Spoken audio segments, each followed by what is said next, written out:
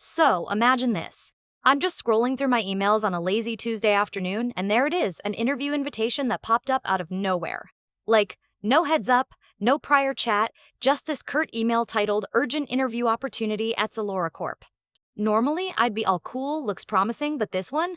It came with some pretty weird instructions. First off, instead of the usual, please bring your resume and references, it said things like, bring 5 unique personal items that tell your story, and be prepared for an unconventional assessment. I'm sitting there thinking, okay, what does that even mean? Is this a job interview or some kind of reality show challenge? Honestly, my first thought was, is this even legit? I mean, the company's big enough to have a fancy logo in their email signature, so I figured I should take it seriously, but still, it set off alarm bells. Anyway, I confirmed the spot. I had to, right? With the job market the way it is, opportunities this random are like unicorns in my world. So I marked the calendar for 9 a.m. the next day. Then the weirdness started building. The email also mentioned a dress code that was business casual with a twist. A twist? I did a double take.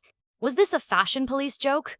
I stared at my wardrobe, debating if I should throw on a suit or maybe something with, I don't know, a cape. Fast forward to the morning. I arrive at the address, a decent-looking office building downtown, nothing sketchy. But right as I step through the lobby, I get this uneasy vibe. The receptionist gave me a blank stare before muttering, "Lisa will see you now." There was no warm welcome, just this cool, almost robotic efficiency. Lisa, the HR recruiter who I hadn't spoken to before, was already waiting in a small conference room which felt less like an interview space and more like a stage waiting for a strange performance. And then comes the kicker. Before even saying hello, Lisa slides over a list of these off-the-wall pre-interview challenges. Like, one of them was to share a personal defining moment, but no, not your typical story. They wanted it tied to what you were wearing that day. I froze. I mean, what am I supposed to say when I'm in plain jeans and a hoodie? And the whole time, I'm thinking, this can't be real. But hey, I'm no quitter, so I started. What followed was less of an interview and more like a bizarre, awkward dance. Lisa kept throwing curveballs, and soon Mark showed up. He's the guy leading the panel, and honestly, I should have known. The way he looked me up and down like he was sizing me up for some secret code only they knew. When the questions finally started, I braced myself. But instead of the usual, tell me about your skills, Mark veered off into odd territory. Stuff like, if you were a coffee flavor, what would you be and why? And describe your childhood in 3 colors. I blinked at him, probably too visibly confused, but they just kept nodding like this was normal corporate routine. That's when I realized this was going to be no ordinary job interview, and maybe, just maybe, I'd walked into a circus instead. Man, I was riding this weird wave of excitement, and what the heck is going on? All at once. You know how desperate job hunting can get after a while? Refreshing job boards every 5 minutes, sending out resumes like they're flyers at a concert, hoping something sticks. So when that weird invitation from Xelora Corp dropped into my inbox, even with the oddball instructions, my brain was like, this is it. Maybe this is the break. I wasn't exactly swimming in options at that point. My current gig was, let's just say, less than thrilling, and the idea of jumping into something new, even with a mystery attached, felt like a shot in the arm. Maybe too impulsive, but hey, desperation fuels some questionable decisions, right? The email was from Lisa, who introduced herself as the HR recruiter. She struck me as one of those types who are really good at sounding friendly but kind of have this underlying urgency that borders on pushy. Like she was practically buzzing through the phone when we briefly spoke to confirm the interview time. She tossed out little reminders about those strange preparations, and every time she'd say things like, make sure you really think about those personal items you want to make an impression. Sure, Lisa. Kind of felt like I'd signed up for a performance art piece rather than a job interview. But I tried to smile through the confusion. The night before the interview, I laid out my outfit carefully on the bedroom chair, trying to decode what business casual with a twist even meant. I settled on khakis and a chambray shirt, thinking maybe the twist could be a patterned pocket square or some funky socks. Spoiler alert, no one even noticed. Still, I told myself that'd be the easy part compared to what awaited.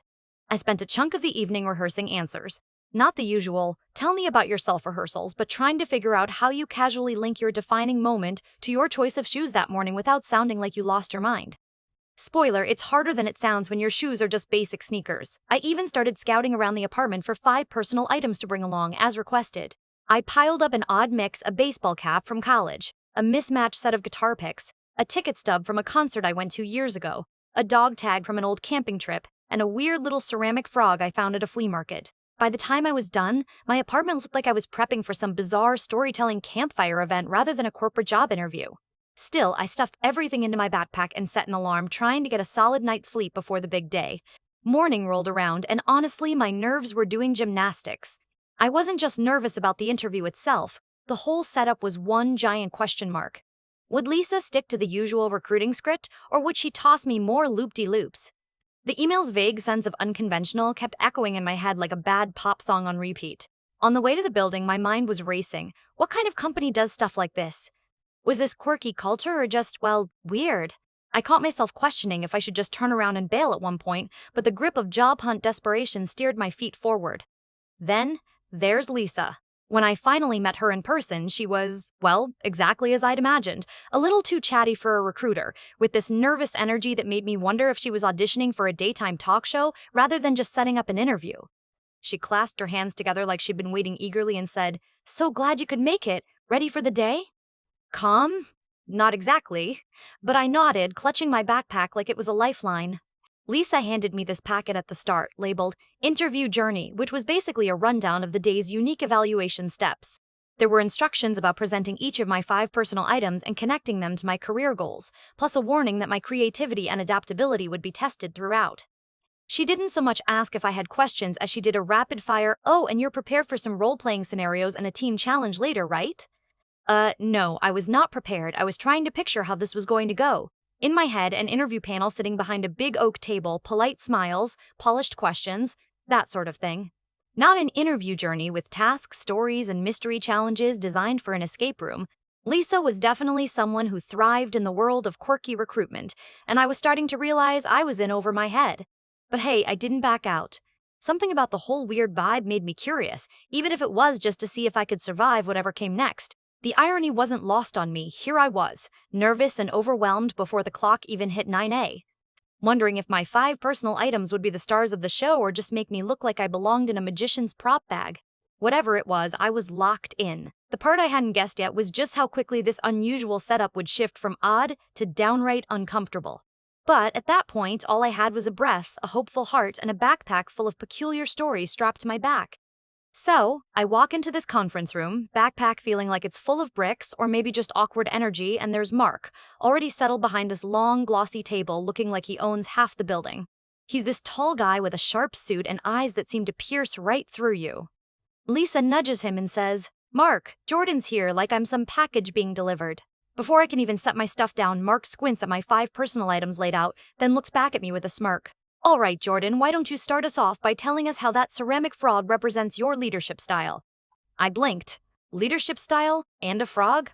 If I hadn't spent 15 minutes picking out these items, I might have just bolted right then. I cleared my throat and tried to make sense of it all.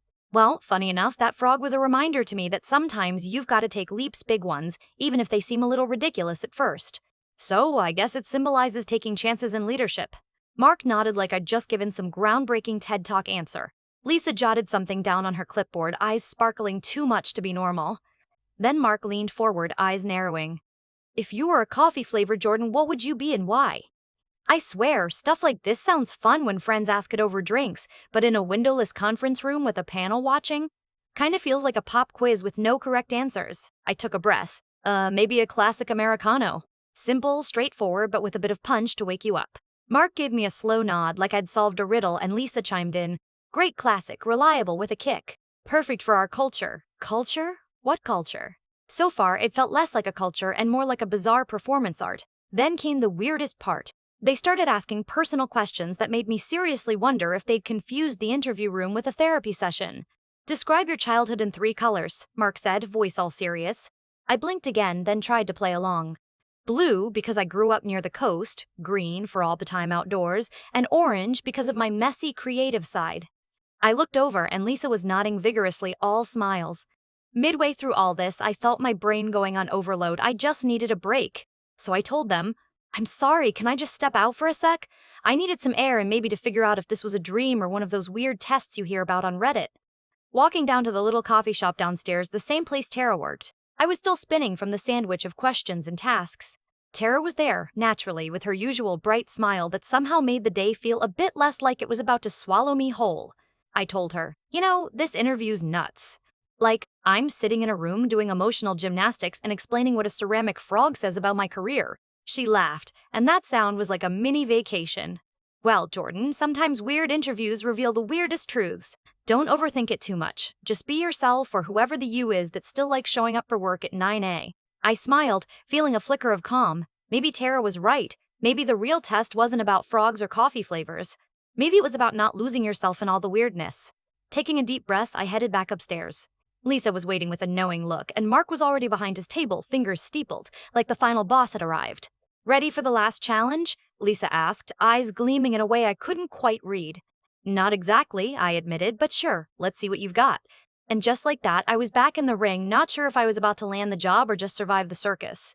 When I finally stepped back into that conference room, it felt like walking onto a stage where the spotlight was more glaring than comforting. Lisa gave me this small, tight smile that might have been encouragement or maybe a silent challenge. I still couldn't tell which. Mark, on the other hand, was sitting with this composed, inscrutable air, like he was sizing me up for some final puzzle piece. Lisa motioned toward a small box on the table. "For your last challenge, Jordan," she said, "we want you to think on your feet and create a story using your 5 personal items. Tie them together as if they represent your journey and future at Xelora." I eyed the items strewn before me. My college baseball cap, the guitar picks, the concert ticket stub, the dog tag, and that ceramic frog which by now felt almost like an old friend, or maybe a quirky mascot of this surreal day. It was absurd, but also kind of freeing. I'd spent the last hour trying to decode their intentions, and now all I had to do was basically improvise a narrative born from my life and ambitions. So I took a breath and began. These might seem like random things at first, but to me, they're milestones. The baseball cap is where I learned perseverance, playing in the rain, dealing with losses, and celebrating small wins. The guitar picks? They represent creativity and the rhythm I'm always trying to find between work and life. I paused for effect, or maybe just to gather confidence, then continued.